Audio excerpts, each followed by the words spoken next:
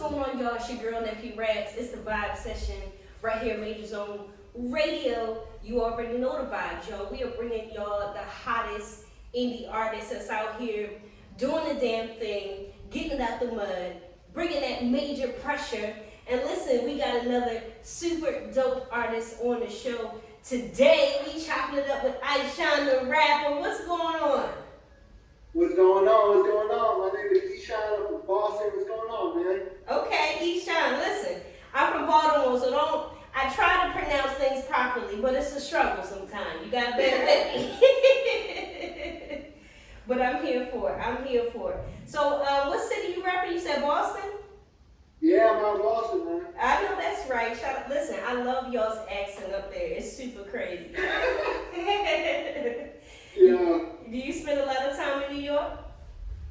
Yeah, I've been in New York this year alone. I've probably been in New York almost every weekend. Or at least once a week. I mean, I'm about to go to New York. Well, it's Tuesday. I'm about to be in New York on Thursday. Come back Boston Friday, and back in New York this weekend. So I'm working. Okay, working. Listen, I love New York. If it wasn't so expensive, I probably would spend much more time there myself. But I used to go up there all the time. But what's crazy is, I did get the chance to check out your music. I definitely hear that heavy East Coast influence. I definitely hear the lyricism. So, I don't do this often. But I'm going to take a moment to say y'all really have to check out the music. Because he can really rap, okay? He's really spitting. Y'all know I'm from the East Coast, and I love that energy. So to piggyback off of that, I would love to know some of your influences, because you really rapping. Like, you rapping around, circles around people right now. Yo, for real, thank you. I'll say that.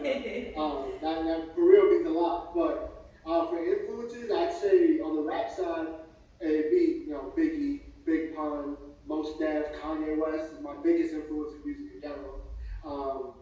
Yeah, man, Joey Badass, for sure. He really hit one of his albums, really why I started recording.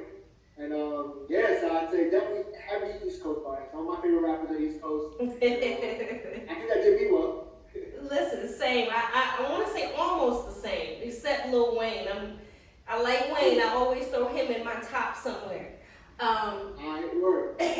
But I love that energy. Okay, so how long have you been doing the whole music thing? How did you get into it? So I'm 22 now. I started writing raps when I was 12. So I'm 10 years in to writing and actually putting myself into the music. But I started actually dropping songs when I was 17. So I was junior year of high school. And every day after high school, I went to the Boys and Girls Club before my dad picked me up. It was before football practice or whatever. And I used to just rap with people. That's all I did. All my friends, they used to freestyle and stuff like that. And I'd been writing for years at that point. That I just started showing people this is stuff that I've been writing. And this one of the counselors there, she really pushed me. She was like, you need to start recording this stuff. And that's really why I started my brother bought me my first mic. I set it up in my closet, I put the clothes, I separated out the shoe boxes, and I had this little USB mic, and I just recorded my first couple tracks with all Ice Cube instrumentals, and just old school instrumentals, but I ripped 7 in a week. I dropped it, didn't tell anybody I rapped, anybody else. Dropped it on a Saturday, and I just posted it on Instagram. And that's how I introduced the people the most people that I actually rapped. It wasn't until a year later until I started producing. Oh wow, so you produce too, that's crazy.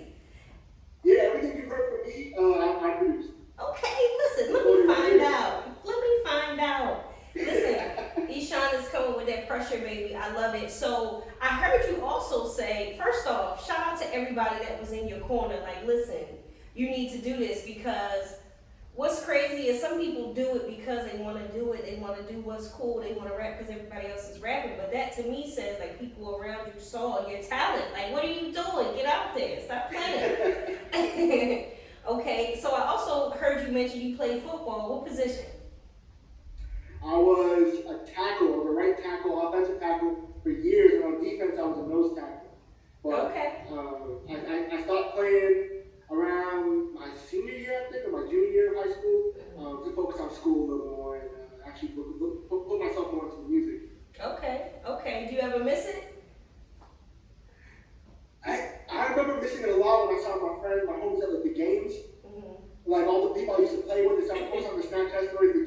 remember that feeling like right before the game, right before you got to the field, you like mess somebody up. Yeah. All that feeling came back to me. I was like, damn, I kind of missed it. But I mean, seeing how my life has gone since then, I don't regret it. You don't regret it. Hey, it's just a stepping stone where you're trying to go. Okay, that's cool. That's cool. I'm not mad at that at all.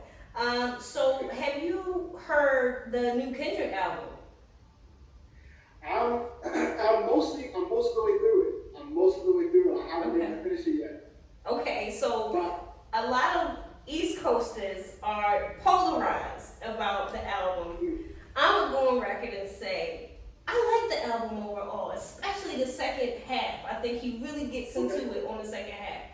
You tell us what you think about the Kendrick album. What are your thoughts? Because you're a lyrical rapper. What do you feel about it?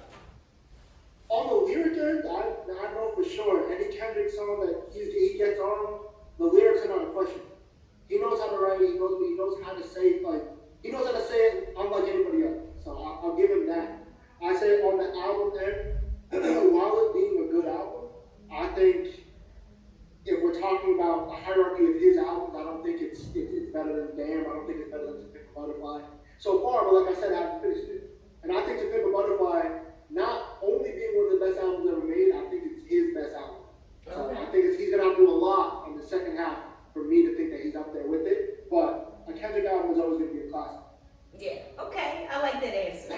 You're right, To Pimp a Butterfly, I mean, for any artist, that would be hard to top, right? I feel like artists a lot, you have this crazy piece of work, you got this great single, and sometimes it's very hard to come back and top that.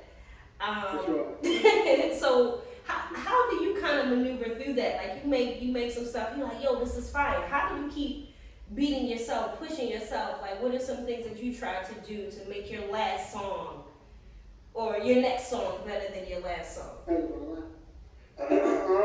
the most part, I mean, I think after I make a song, right, I look at it and I'm like, okay, that's the finished product, that's what I can do. And I know that if I can do that, then I can definitely do something better. And I think I challenge myself with what's coming up on my upcoming album. I think people will hear that I'm trying every different style. So it's not so much of just staying in one lane and trying to be really, really good at that lane. I'm trying to be in every lane. And I'm trying to be good at every lane. I'm trying to try different styles, different flows, different cadences. And that goes into my production as well. Trying different sounds when I'm producing. Making different types of beats. Maybe they don't have to be like something that you would listen to and be like, that's a rap beat. But when you hear me rap on it, you're like, okay, but he can do it though. So I think trying different things, not being afraid to fail at it either, and just experimenting, I think that's what's making me and helping me get better as a musician in general. Okay, that's some good advice. If y'all tapped in, he dropped a couple gems on there on y'all real quick. Something slight. Once in a while, I drop them.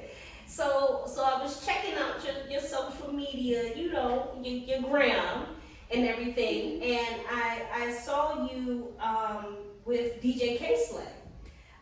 Rest in peace to the legendary guy right there. So please tell me what that was like, vibing with him, meeting with him. Tell us a little bit about that experience. Well, he's a drama king, right? So he's known as, he might not be, upon meeting him, he's not always seen as, the most friendly or whatever, but one thing you know about him is that he loves this culture. He loves hip-hop, he loves rap, and he puts that into every word he says. You can tell that passion for when you sit down with him. So the way it worked for me is that we had an interview on Shade 45. We were in this studio, and the booth was huge, so he came in, he had his mic set up, I was sitting right across from him, and we were just talking. And the more I talked to him, he just started to open up a little more to me, and because he saw that I was genuine with it, and I cared about the music too. And he's just, he's really, as a person, he's a very down to earth guy.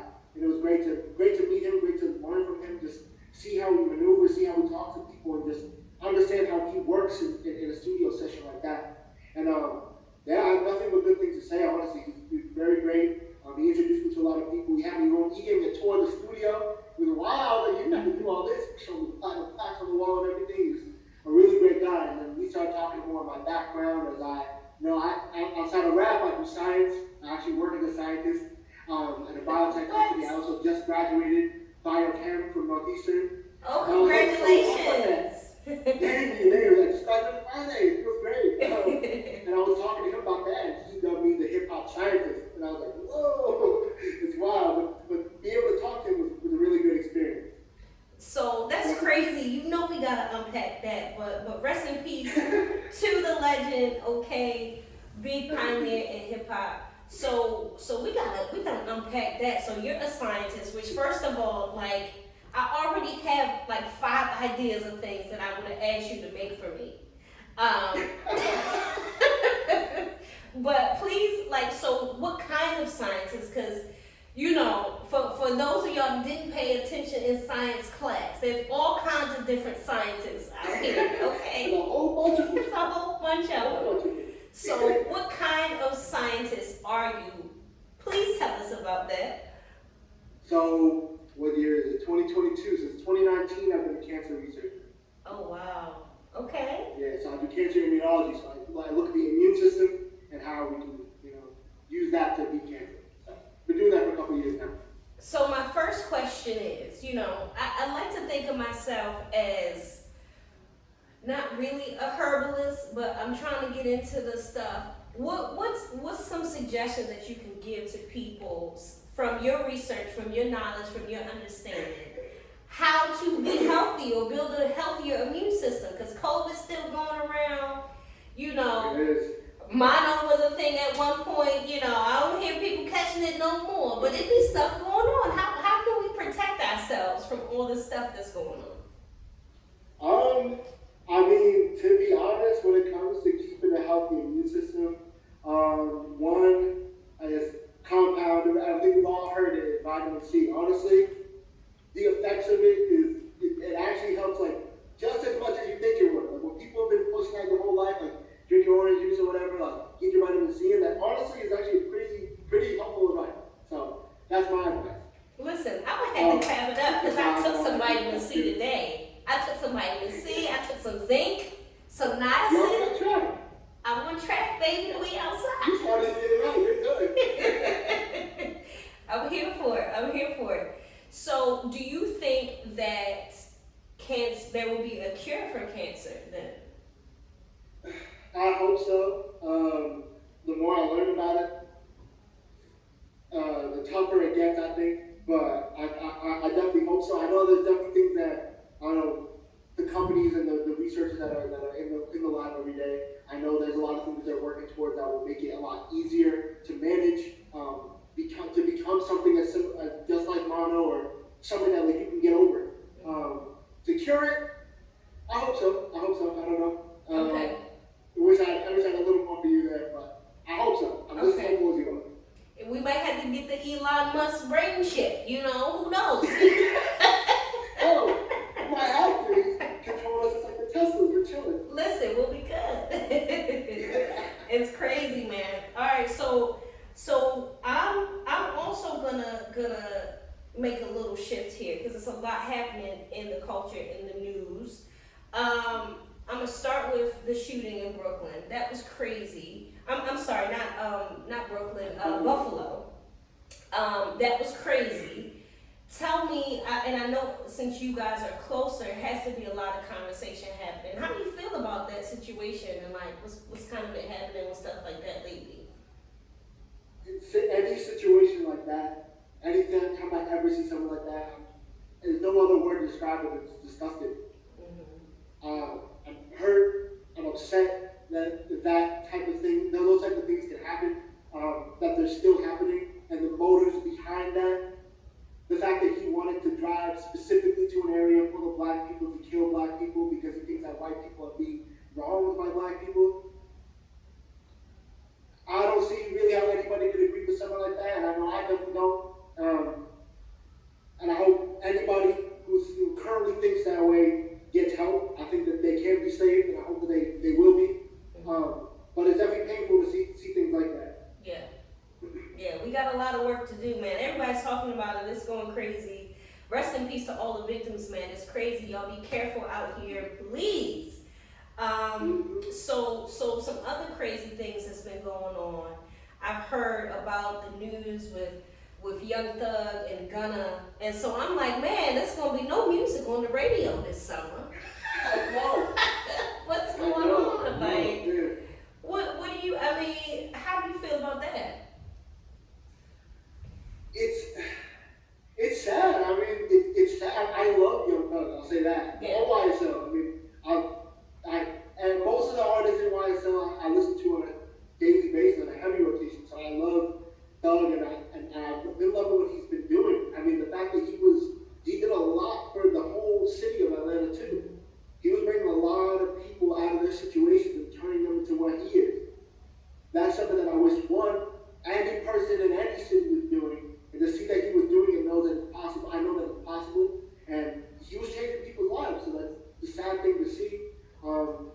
They were given game on certain situations a while ago. I know I remember there's an interview between Gilly Wallow and all of YSL, and Wallow was spitting a lot of gems. He was giving them a lot of things. He's like, yo, if you're in it, I don't know if you are in it, but if you're in it, get out. You don't need to be in it anymore. And so it's sad to see what happened. I hope that it doesn't go as bad as people are saying. You know, you're on Twitter, it's the only thing you see. So I hope that what people are saying that might happen don't happen. And I hope they learn from it, and hopefully they're back to the music soon. Right. I want to hear more. That's right. Free the guys, okay? We need some music. Free the guys. All right. So I'm gonna shift back into the music. I know you got some stuff that you're pushing right now. But before we get into that, I saw that you had a video on major TV. Word on the street. Is this true? Tell us about it. It might be. Yeah, so I dropped the track. I dropped the track beginning of this year called D&D.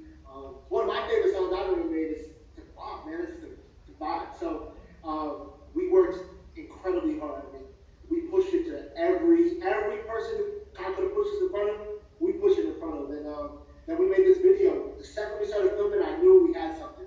We got to the spot that we found it. It wasn't anything to be booked or anything, but we found it. And we got to the spot, we walked inside of it, and we're like, we got it.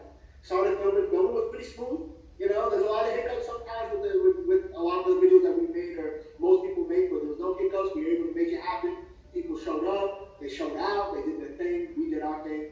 And seeing where the video went from the second we started promoting it to dropping it, it just made me really excited. I didn't know my manager did not tell me he was pitching it to BET or MTV or anybody. I had no idea until it was on. Mm-hmm. He called me, I'm at work, and he was like, yo, look at this. And he puts his camera on, and it's on his TV, and it's our video on BET. And I was like, no, yo, I didn't describe to you. Like, I think my head, exploded. I don't even know what happened. I was freaking out. I was like, no way. Because I remember when I was a kid, I used to wake up super early before school, whatever, 6 o'clock, 5 o'clock, and I go on TV, and I go on MTV, and I'm seeing all these music videos. And back then, I didn't know I was going to be a musician or anything, but I wanted to be. Mm-hmm. I was seeing that. Every day I saw that, and I was like, wow, that must feel crazy.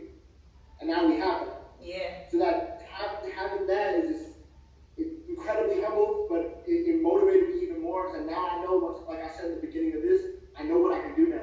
Mm-hmm. I know what we can do. And now, if we got it once, I want to get it every time. If I dropped a good song once, I want every song to be amazing. I want to keep going, and I'm motivated right now.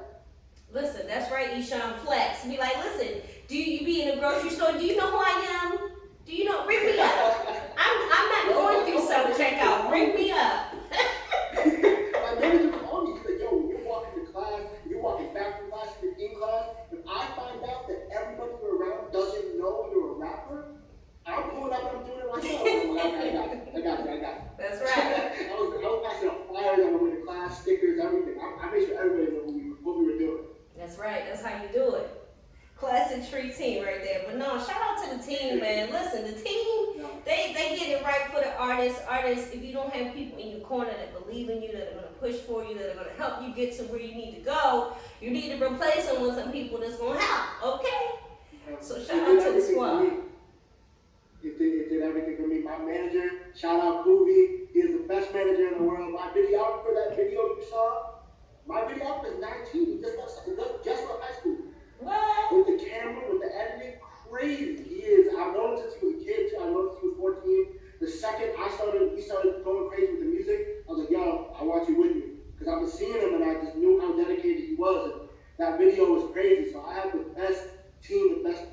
corner, and it just keeps me just excited to keep going with this music. It's beautiful, man. You doing it, man. You done graduated. You a real hip hop scientist out here, okay? Listen, you might have to put that on a t-shirt. Get the merch game, you feel me? Get the merch game popping. For sure. Absolutely. So tell us about the single you pushing right now. Tell us how it came about and where we can find it. So this track is called Run It. We just shot the video to that too. We filmed that out in New York. It was dope. I mean, it was a couple weekends we were out there. We were filming as we were just going around the whole city, and it was a really dope vibe. But that song, if you compare it to a lot of other songs that I've dropped recently, this one is for real back to my roots. Like I said, I used to do Ice Cube instrumentals, Biggie instrumentals, Most Def instrumentals. Like I used to do like the old school. Usually Primo produced it, just like any instrumental I can find on YouTube. So I wanted to bring that back, especially because that's the lead track on my album that we got. So I wanted to start off the album just showing you who I was. So I just made this boom bap, 90s type vibe that it made me feel great. And I've never done scratches before. I don't know if you heard the hook, but that hook is all the scratches. I've never done that before. But I know I studied Static, I studied Primo, and I love the way they do it. So I'm like, I want to try it. Let's try it. And I put that on the hook. I sampled my own vocals from different choruses from two of my tracks. And I just wanted to make something that made me feel like I was back in those days. So that's how the song came about. I love the way it's going right now. I mean, the video's doing its thing, the song is doing its thing. And I just feel like it was a little thing that I could do to contribute to the culture. Okay, I love that energy, and that's out right now on all the platforms? Everywhere. You can find it on all platforms, videos on YouTube at Ishan Official. You can check the song everywhere on all streaming platforms at Ishan. It's on my website, IshanTheRapper.com. Anywhere, man, you can find it. Period, Pooh. Make sure y'all follow him, tap in. The music is crazy. Ishan The Rapper. Before we get out of here, please let the people know what you got coming up next. Are we hitting the road? We on tour? You doing shows? Where can we find you? Let us know what you got coming in the pipeline. Check me. New York, May 31st. I'm at Chelsea Music Hall with DJ Infamous Amadeus. We're going to rip that thing, man. I'm so excited to get back on stage again. Follow me on all social medias at Ishan The Rapper, ISHAN The Rapper. I got an album coming out, hopefully next month. If not, beginning of July. It's going to be crazy. I'm so excited to finish this and show everybody this one. But yeah, tap in with me. Boston's very own. Let me know you're out here, man. All right, listen.